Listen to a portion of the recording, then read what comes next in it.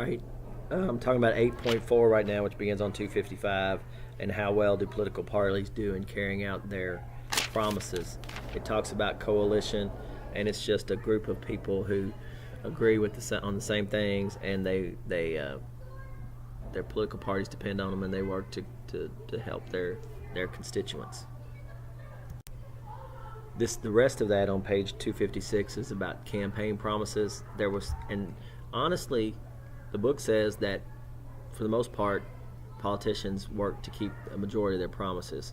There's several areas where they haven't, and it's obviously those make big news. But like Lyndon Baines Johnson promised to send American boys. He was not going to send any more American boys to die in an Asian war.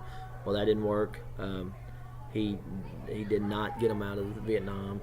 In 1980, Ronald Reagan promised to balance the budget, which he did not do. They ran up the largest, it says in the book, the largest deficit in American history.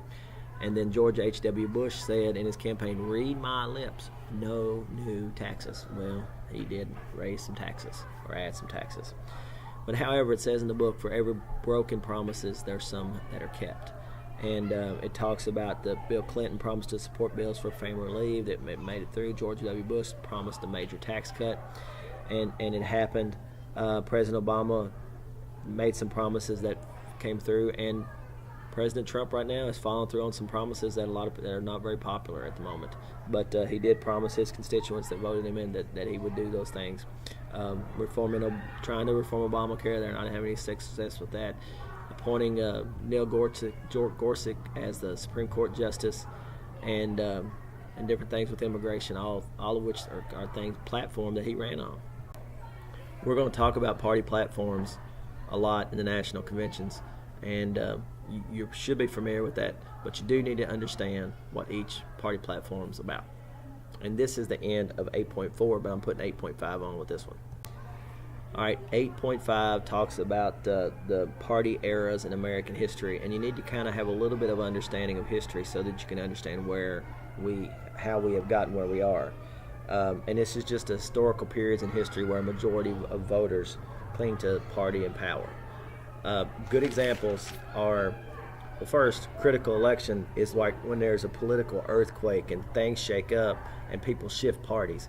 One of those things that happened was during the Civil War when the Republican Party arose, and because the Democratic Party was a Southern party that was for slavery. Once the Civil War was over, the Republican Party arose, and we had a new political party that everybody kind of clung to. Another time when this happened was the transformation of the Democratic Party during the Great Depression, when FDR ran on bringing America back and with the New Deal and things like that. So people shifted again, and many Republicans were displaced by the Democrats during that time. This is called party realignment. What happened then? The displacement of the majority by the other party. All right, so the first party era was 1796 to 1824, and you need to know the general time frame.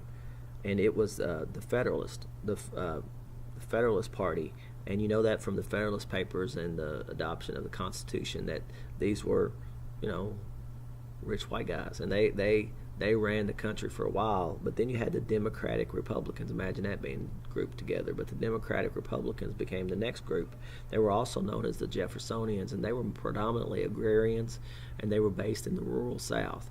And at this time, slavery and plantations and things, that's where the wealth was. And this coalition of people and grew, and that's what this party era was about. The capitalists supported the Federalists, and they eventually died. Not died literally, but you know what I mean. All right, the next party is the Jackson and Democrats versus the Whigs. In 1828, Andrew Jackson became the president, and he broke away from the Democratic Republicans, and he was a very charismatic leader, and he just kind of called himself the Democrats. Well, after him, Martin Van Buren had one term, and he recognized that they needed another party because one party can't represent the interest of everybody. So by having two parties, it would be competition, and everybody would be supported, and that's when the Whig Party rose up. And there was Henry Clay and Daniel Webster and those guys. So that Jacksons and Whigs, that Jackson was first, and the Whig Party came about during Martin Van Buren's presidency. All right, the next one, 1860 and 1928, was the Republican eras, and there was two Republican eras. The first of which was during the Civil War, and the Republicans they were the anti-slavery party, and they opposed slavery. And in the 1850s, and with the winning of the Civil War, they rose to power. In the 1896 election, there was kind of a realigning because the Democrats they had William Jennings Bryan, and it was just a real heated election. I don't want to go into great details, and you don't have to know it. And plus, I don't really get a lot of it. I don't think it's very interesting. But there was really, what the end result was that it shifted the Republican Party where they could remain in power for 2 or 3 more decades up until the next party era, which is the New Deal coalition from 1932 to 1964. And this is when we had the stock market crash, we had World War II, the economy was a disaster in the United States, and the Democrats led by FDR came in and had New Deal coalition, which was a bunch of reforms and work programs that put people back to work, and it helped get the United States out of the Great Depression. I think the important part of this, and this is on page 260, is that the Democratic Party at this point became a lot closer to the Democratic Party today. And if you look on the basic elements of the New Deal that were led by FDR, they were like, FDR was the first to support unions. Catholics and Jews were strongly Democratic. The poor had low turnout rates, but they voted for Roosevelt because he was talking about helping them. The Republicans freed the slaves, but under FDR, the Democrats attracted the majority of African Americans.